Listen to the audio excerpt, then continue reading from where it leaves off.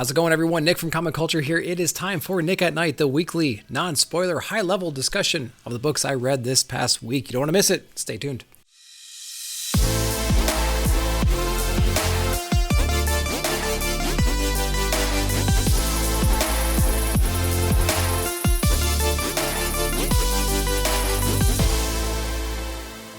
All right, let's get into it now. We're going to start over into XMen. This is issue number 9 from Duggan. Let me know down below how you guys pronounce it.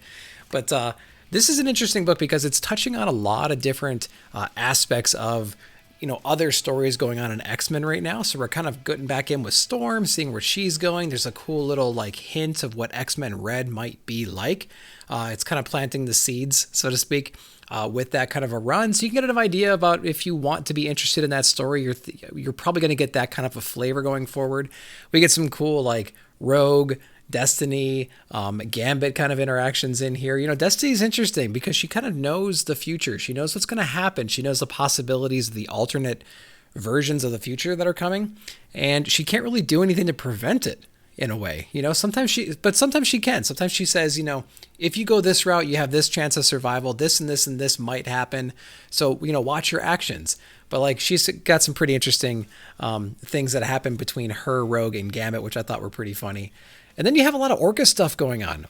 It's like Nimrod and Dr. Stasis and all those folks are kind of planning the next steps over here. We get some MODOK action in here. We get some High Council. We get some Professor Xavier. So again, they're kind of touching on a bunch of different people all at once. It's kind of setting up the stage for, maybe the next steps for those folks. And so it's an interesting issue. There's a lot to dissect in here. Again, it's very much a integrated book. There's so many little storylines and things to consider and little callbacks and things like that. Plus they're setting up the scene for the future issues and everything and how the broader picture's all tied together. A lot of stuff going on in these X-Men books right now. It's really hard to kind of piece it all together, but it's really interesting. It's a fun read. It's interesting to see how it all kind of ties together. So X-Men number 9, another great one. All right, going over into Daredevil, Woman Without Fear, issue number 3. So this book is cool. This is from Chip Zdarsky. Crazy good art in the story. Daredevil, Elektra, really kind of stands out on her own. I've been digging the story a lot. She's been introduced in the Daredevil run. She kind of took over the mantle. What was it, issue 25, something like that? Whatever issue it was. And I liked it so far. I like her trying to be reformed, trying to kind of take over the responsibilities that Matt had. And so it's been really, really fun. She has her own issues in this run. It's not like she's kind of living on whatever Matt was dealing with in the past. She's got her own demons to fight. And those demons have demons. So it's kind of cool to see her navigate those waters. I like it when a really skilled protagonist is kind of walking through with the reader, kind of walking through the battle. Kind of like self-narration as the scene is happening. So you get a lot of that in here. We have Kraven in the book, which is a cool little concept in here too. I really enjoy him. He's really fun, especially when the art's this kind of style. Of art is really kind of fun. And so, we do get a cool glimpse into the future about where we might be going, maybe some Punisher setups and things like that. So it's going to be kind of cool to see how the story evolves. We're going to get the hand. We're going to be a little bit hand heavy, I think, coming up here in the near future. So be prepared for that. And then I also heard, and after reading this book, I definitely can see how, or I can see why people would say this. This book seems a little bit out of order. I feel like we're missing an issue of something, and then we should be reading this book. So if you're stacking this in Devil's Reign, maybe read Devil's Reign 6 or whatever the next Devil's Reign is before you read this one. And I think there's another book we're going to talk about too that kind of has that same kind of flavor to it. This is really cool. Nice. It stands on its own. Interesting art, interesting story. I'd pick it up. All right, we're hopping over to Amazing Spider-Man. This is issue number 91. Kelly Thompson. So we're back fighting the Beyond Order. We have our Ben Reilly, Peter Parker team up, taking on the Beyond Corporation, trying to get to them, trying to take out their revenge on them. So what's fun about this book is Peter and Ben are both pretty banged up, both mentally and physically. So it's kind of fun to see them helping each other out, getting each other's backs. It's been kind of fun to kind of see what's going on there. And we also get this big reveal of what's behind door Z. Is it Zeb Wells? Is he back there cranking out some writing, cranking out some issues? Not entirely sure, but looking forward to the new creative team coming on board. Art's not bad. It's decent. There's definitely some panels that are better than other panels. So I think the overall art is very passable, very readable. And the story's not that bad either. I'm still trying to get oriented about what's Ben up to and why is he being so weird, and what's going on with Peter and everybody else. And so I'm still getting oriented, but I think if you're a long-term reader, this is probably not bad, right? It's not bad, right? I've been having fun with them. About 3 or 4 issues in, I picked up on Queen Goblin, I think, and I've been enjoying it. I feel like I need to be reading the biggest titles from all the different publishers, and this is definitely one of the biggest titles from Marvel, and I need to be in on it. And I think the movie maybe had a lot to do with that. When Far From Home came out, I feel like I just needed to jump on SpiderMan. I was really hype on it. I'm glad I did. It comes out weekly, which is cool, and so we kind of never get a break from Spider-Man, but it's all right. This book's actually been kind of fun, and I've been digging it so far. So, we're going to keep going with it, and the new creative team will be coming in soon. All right, another book that maybe seems a little bit out of order is Moon Knight number 9, although being out of order, it doesn't matter. This is actually a really, really interesting book. So this is issue number 9 from Jed MacKay, and I like this one a lot. Now, next week, I think we get Devil's Reign Moon Knight number 1, which I think is the story of how Moon Knight gets out of custody, because during Devil's Reign, he got locked up. He got ambushed and got overrun and got locked up. This book, Mark Spector's out, and he's doing his regular old thing that he's been doing for the last 7, 8 issues now. So it's a little bit out of order, I think. And so, like Daredevil Woman Without Fear, maybe wait on Moon Knight until you read Devil's Reign, Moon Knight number 1, and then read this one. If you have books stacking up, that's what I would probably do in retrospect. But we do get some Mark Spector stuff in here. These feel like little one-shot issues. They don't feel like they have like a big overarching plot, which was one of my complaints early on. 2 or 3 issues, 4 issues in, I'm like, where are we going? What are we doing? We have all these little one-shot villains. Maybe they're tied at like a high level with an overarching villain. That guy kind of came and went a little bit. Now we're kind of back on this one-shot kind of a thing. But honestly, I've kind of grown to accept that. And I'm like, oh, okay, this is kind of the direction. We're going to play this like watching a Power Rangers episode or something like that. You know what I mean? We're gonna battle the thing we're battling right now. We might have some high-level threat that's looming, but we're not going to focus on that. We're going to kind of build our ranks. We're going to get some resources. We're going to establish our character. We're going to establish how much of a badass he is. And we're going to go from there, and we're just going to enjoy the ride. The art's really interesting. I love the vibrant glow that Moon Knight has in every single panel. Everything is so dark around him, and he just like shines. He's like blindingly bright in all these panels. So I really like the way that they've done that in this one. In this issue especially, there's some really cool things. He handles a very supernatural force in this book, just like Hunter's Moon did in the previous issue. This one's a little bit different, and it kind of helps build his ranks in a way. And so I liked the concept, I like the idea of what happens in this book. This issue is actually really, really fun and interesting. It's one of my favorite ones of the last several of Moon Knight books. But Moon Knight, it's growing on me for sure. All right, our last Marvel book is Strange number 1 from Jed MacKay. Now, I did not finish the many deaths of Doctor Strange. I haven't finished Death of Doctor Strange, although it might have been a better title if Ron V wrote it. But that's neither here nor there. So Jed MacKay's on Strange number 1. So I jumped on this one because I kind of wanted to give this space another chance, right? Because I didn't really like Death of Doctor Strange. And so I'm trying it out. So we basically have Clea. Clea is like an old lover of Doctor Strange. She's really upset that he's gone. She's the new Sorcerer Supreme. She's trying to like bring him back, kind of contemplating, kind of thinking with Wong, how do we get him back? I'm the supreme being right now. I need to be able to do this. Although in this issue is kind of like asserting her dominance. There's a lot of villains that we're really familiar with who are kind of not accepting the fact that she's in this position right now. And we still have a lot of little factions of people around that are kind of testing the waters. Sorcerer Supreme's gone. Maybe we can get away with a lot more stuff. Maybe we can pull some heists here and there. She's here, Clea's here, asserting her dominance everywhere she goes, which I think is pretty cool. And I'm interested to know more about this character. I want to get into the magic side of Marvel a little bit more. I'm in the ASM stuff. I'm into the XMen stuff. I'm in the Daredevil area. But I feel like I just need to get into that magic realm. And so I want to know down below in the comments, what's like the best place to go for like the magic side of Marvel? If this is it, great. I might hang out and just kind of see what this world's all about, get acquainted with the different characters and whatnot. But if there's a better place to go for the magic side of Marvel, let me know down below in the comments. All right, so that's it for Marvel. We're going to hop over to DC next. We're going to start with Batman number 121. This is still Joshua Williamson, just for the moment. We're going to get a few more issues. We're going into Shadow War, so if you're into that whole thing and you've been following it, that's the direction we're going to head for the next few issues. And then I would imagine when we get a change of the guard, so to speak, with Chip Zdarsky. Things are going to be drastically different, and he's kind of promised that things will change and the art will change and things like that. But basically, we still have Batman. We have like this double, triple, quadruple crossing situation going on with like Lex Luthor and Batman Inc. and whatnot. The whole story just kind of seemed, I don't know, it wasn't hitting me at all. It wasn't hitting me at all. We had Abyss. Is he a good guy? Is he a bad guy? Who's he teamed up with? Why is he attacking Batman? Who kind of brought him on? We got some of those answers. Lex Luthor was involved. I'm not going to tell you why or how or who people were teamed up with, but it kind of played out in a really strange way, in my opinion. And I wasn't really enjoying the way that it was played out. And the art is unusual in this book. It feels like some of the panels, some of like the focused panels of like a single person, depending on the lighting, depending on the situation, was actually really well executed. Just the coloring and the line work and the detail and the inking especially, and the way that they used them in the panels. But then some of the other panels, they were just kind of ugly in a way. The perspective was weird. Just the way that they were drawn, the proportions were a little bit off. I just didn't like that. But then the next panel would be awesome, right? So the art was very inconsistent for me throughout this whole little mini run right here. I think we only had like 3 or 4 issues or something like that.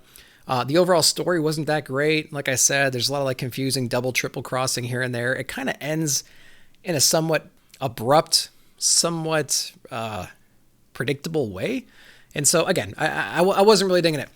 If you were, I really, really liked the fact that you liked it. So yeah, I'll be kind of glad when this is over, and I don't really know anything about the Shadow War because I jumped out of Robin and some of the other books, and so I'm going to be a little bit lost for 22, 23, and 24, I would imagine. But then when 25 jumps in, I'll be back on that when it gets more interesting, I think. So Batman 121, it wraps up the Abyss storyline abruptly in a confusing way to me. So I don't know. I think these are kind of, you can skip all these new ones since Tynan, I think, and jump in when Zdarsky takes over, and I think you'll be just fine. All right, we're going over to another Batman book because there's never enough Batmans. We have Batman Killing Time #1 from Tom King, and I absolutely love this other cover right here. It's so cool, even though Catwoman's like positioned in like an impossible way, but Riddler looks really awesome. I really like that. He's got Penguin's umbrella, and you learn a little bit about how he got the umbrella in this issue. So this is very much a Tom King book. It's very much a heist book. So it's kind of taken us back a little bit to a time where it's not really in continuity. Catwoman's still like a rogue. In a way, you know, she's doing her own thing. She's hanging out with the villains and whatnot, and she's pulling her little heists and things like that. So it kind of like put your mind back in that set, because when I read this, I'm like, wait, I thought they were a thing. I thought they were getting along. I thought, you know, they were getting married. And it was like, oh, wait, no, this isn't a whole other like timeline in Gotham's history. So first, make that adjustment in your head. I did like the fact that it was kind of more of like a complex story, but it is very much a Tom King story. So there's a lot of back and forth. There's a lot of it's kind of like Supergirl. It's told in a retrospective fashion, the whole story. But then within that retrospective tale, there's time jumps. You know, 1 week ago, 6 hours from now, you know, whatever. And you have to kind of understand why they're bringing these moments up when they are, and how it kind of builds the overall story as you go. So if you don't mind that retrospective, time jumpy kind of heist type of a tale, then I think you're going to really like this. The art is crazy good. I'm loving the art in this book. It is very, very nice. And the heist is interesting too. Now, there's a lot of secrets about what they're actually kind of after. You know, Riddler, Catwoman, Penguin, Croc, all these guys are kind of getting together, and they're kind of trying to go after this item. They do not reveal what the item is, but apparently this item has a lot of history behind it, and Batman kind of knows that it has been in Gotham this whole time. So it's kind of funny, his reaction. So I really enjoyed the book right here. It was a little bit better than I thought it was going to be. I'm going to be picking these up for sure. And the covers are really fun. It is Tom King. We'll see how well he kind of executes on this Batman book. All right, we're going to go over to Dan Waters, Danny, and Dave Stewart. We're talking about Arkham City, Order of the New World. This is issue 6 of 6. This run is done. It basically brought in a bunch of characters that we never really see. We got Professor Pig, we got Dr. Phosphorus, we got Solomon Grundy, we got the Ten-Eyed Man, we got Mad Hatter, we got all these folks that we just don't see very often, which I commend them for doing that. I commend them for bringing in some characters that don't get a lot of page time, don't get a lot of story, and Azrael's in here too. And so it's just really cool to see those characters in here, especially with Danny's artwork and Dave's coloring. that it's pretty cool to see him like that. The basic premise is, on A-Day when Arkham was gassed, a bunch of inmates died. Some of them stayed. A lot of them escaped out in the Gotham, and they're using Dr. Joy, I think her name is. She's kind of a therapist that was helping all the patients. She's going out on her own, going into the streets, finding them, trying to understand what they're running from, if they're running from anything, and the whole story kind of switches about halfway through. We had this idea of what this whole story was going to be about. We had this cool lore. We had this thing to fear. And about halfway through the story, they flip it on you, and it's a lot more grounded. They throw the whole other story away. It was used as a scare tactic. They kind of switch gears halfway through the story, which I didn't quite see coming, and I was kind of disappointed. I'm like, oh, that'd be cool to keep going with that story. But we kind of flipped the switch halfway through, and then it executed in a kind of a strange way. So I didn't like the back end of this whole run. I think the first half was fun. It was interesting. You really kind of got drawn in by the art and the style and the mystery of this entire thing. But then I think the back end of this whole run kind of faded a little bit. I'd say it's still pretty fun, but I just didn't appreciate that little switch, that little flip halfway through. Yeah, I mean, if you want to get into a Gotham, if you want to see some characters that you haven't seen before, drawn in a really interesting way, with a cool story that we really haven't seen in Gotham before, maybe you should check out Arkham City. But just be aware that it might not be everything you think it is, as they kind of lay it out in the beginning. Okay, another book that just came back out was Nice House on the Lake. This is issue number 7. I'm going with the A covers here. Usually I get the A and B, but whatever. It's okay. We can probably just get A's from now on, unless B is absolutely killer. So again, this is very much, you'd think that coming off of a long break, they do something really, really shocking, to kind of hook us back in, and perhaps they did, but maybe it just didn't hit me as much. Again, it's the same formula as every Nice House on the Lake book. We're focusing on a certain character in the beginning. They talk about their relationship with Walter and how it's kind of evolved, maybe some of the conflict or the reason that they kind of became friends and stayed friends, their roles that they filled in each other's lives. And then they kind of fast forward back into the group, where they are now in the current situation. We know Walter can erase memories, so anytime they learn something they're not supposed to, he can just kind of shape shift his head or whatever, and they can wipe out memories, so they can neuralize everybody, and then everyone's back to square one. Now, whether or not that's used in as a plot device, as oh hey, if I'm progressing in this area too far, I can do a shock reveal that I can erase other minds, but the readers still remember it. So the readers know it's kind of in the background still, but all of our characters don't. So now we got to introduce that back in there somehow in a different way.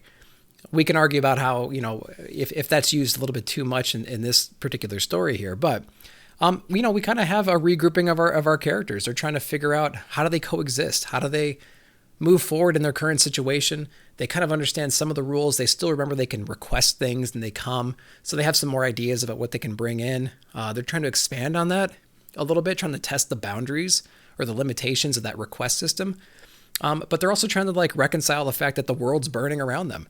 And some of the people are just cracking under pressure, reaching out to Walter, having some conversations with them and everything like that. So I don't really know where this story is really going from here, though. I don't know, because if they do anything they're not supposed to do, Walter can just erase their memory. They can't ask for certain things. We've already seen that in this book.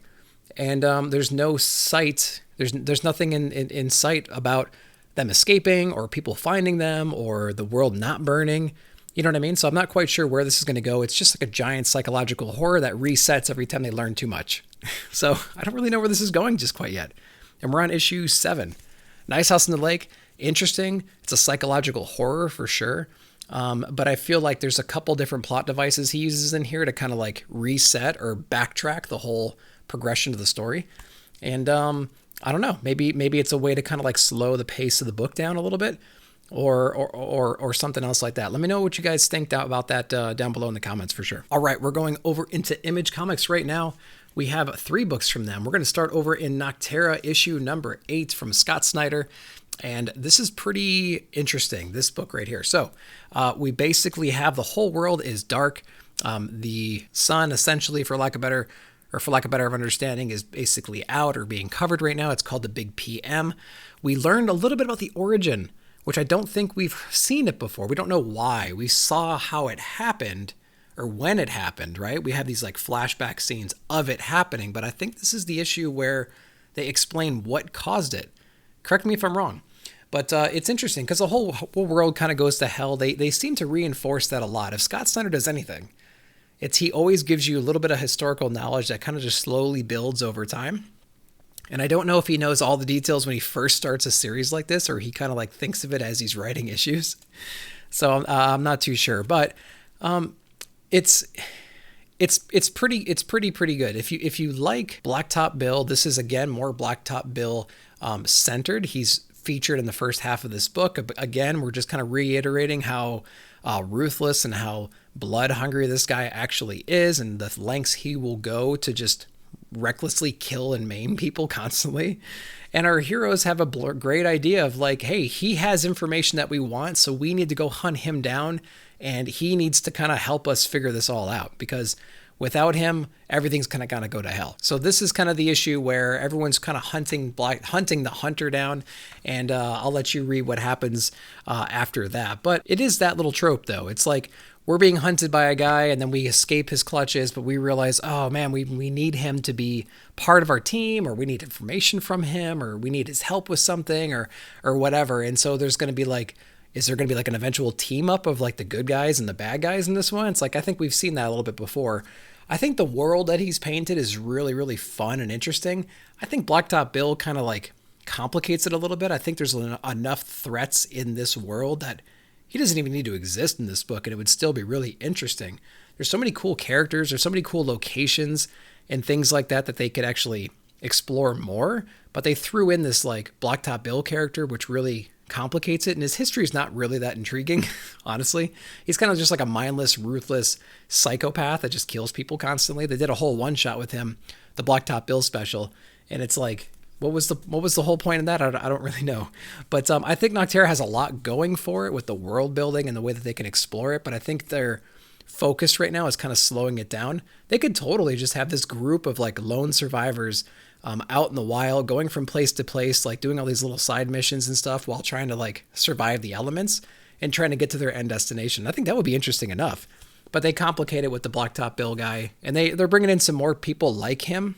We learn he's kind of part of a squad almost, and he's kind of gone rogue. So they're introducing more people like him, and I think we're going to get a little bit more of a history lesson on that kill squad, essentially there. And we're probably going to get an origin about how he kind of came to be the way he is. So yeah, that's going to be interesting. Art's really cool. It's very detailed. Lots of great coloring and paneling in this book.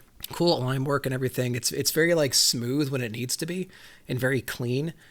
So you know, it feels like it's almost like digitally done in a way, but there's actually some decent detail here and there. And there's lots of really good use of color and light, which I really enjoy. So Nocterra, I would say if you're in the indies and you're into like post-apocalyptic worlds, and you want to give it with like a little sci-fi flair to it, I would recommend Nocterra for sure. All right, we're going to hop over into Magic Order Volume 2, issue number 5. This is from Mark Millar and Stuart Tiemann, I believe it is, on the art. So the basic premise of Magic Order is you kind of have all these different wizards, and they're very like, they're not like your typical like Harry Potter kind of like cute wizards and things like that. These are like ruthless killers, and their spells are very, very complex and very, very creative. And it's just a cool concept, and it's like an elevated version of Harry Potter. And there's a lot of adults, and there's a lot of history. These guys have been around for a very long time. Some of them are like reformed bad guys in a way. And basically you have like the good wizards and the bad wizards. And the bad wizards were kind of overrun by the good ones like hundreds or thousands of years ago. They have this ultimate like grudge with them. It's a very gritty one. It's like very much gang-like in a way. Like you have like your junkyard gang wizards, and then you have like your more high-class wizards and things like that. But they all essentially kind of team up on the Magic Order, which is kind of like our protagonists in this whole story. The cool thing about this one is the antagonists kind of all gang up, and they get this like ancient power. And they use it against our heroes here. And it's just kind of fun to see like all these different factions fighting in like this kind of an environment. So it is pretty cool. I have been saying this the last few issues, though. I think this is a trade read for sure. There's a lot of little nuances and a lot of characters that they bring up every issue that you kind of forget about. You don't really even remember anyone's name at this point, things like that. So this is definitely a trade read. This is not something you want to read, you know, as it comes out in floppies. And so you can probably stack these, pick up the trade. I think you're going to have a great time with it. Very interesting concept. Art is really cool. It's a book that everyone should be reading, I think, but I would wait for the trades. This is probably my strongest case for trade waiting at this point. And so yeah, Magic Order Volume 2, issue number 5. It'll be good in trade. Then our final book for the week is actually crossover issue number 12 from Donny Cates, Jeff Shaw, and I got that Negan cover right there. I absolutely love it. This is Martin Simmons on the cover. This is definitely my cover of the week so far. It's the first week of the month, but this is definitely my favorite cover that's come out in a long time. I found myself like staring at this cover, and I just absolutely love it. Of course, you guys know my history with like Walking Dead and whatnot. And if you know anything about me, Negan's like one of my favorite villains of all time, just because of how complex and in depth and how much depth that character has. His history, how he changes, and everything like that. His methodologies. I think he's just really fun to read, and he's just kind of fun to see. So this book, if you're a Walking Dead Negan fan, holy crap, this book is chock full of that in here. So we've been seeing a bunch of different artists or writers and whatnot being murdered, and we don't quite know who's kind of behind it. Well, here's Negan. So I'm not saying he's the killer. I'm just saying he's in the story now. And so it is pretty fun. And it's interesting about who he kind of comes across first. It's like, who created Negan? Who's kind of not been in the story so far? We spend a lot of time with Negan and Robert Kirkman in the story right here. So it is pretty cool. Of course, Donny Cates is in this book as well. He plays a very interesting role in the whole story. And so we see him being pretty creative in this story here too. So this is actually a very, very good issue. This is probably my favorite issue in a long time, which might not say a whole lot because a lot of crossover on the back end has been kind of like boring a little bit. It's kind of dragging on. But I think that whatever Donny Cates has set up, whatever the little seeds he has planted, they're starting to blossom right now. And we're kind of seeing the fruits of all that labor. So I am getting more interested in crossover. I think it started back in like issue 10, maybe 10, 11, and 12. And so, yeah, I'm back on board with crossover. It's getting a lot more interesting, I think. Everything's starting to kind of pay off now. So I'm actually looking forward to the next few issues. So yeah, crossover is definitely better. And this was a really fun issue. So guys, that's what I picked up this week. And that's what I thought about it. Let me know down below in the comments what your favorite books of the week were. And as always, I thank you for watching. Like, subscribe, share, hit that bell notification to be notified of future videos. I'll see you guys in the comments.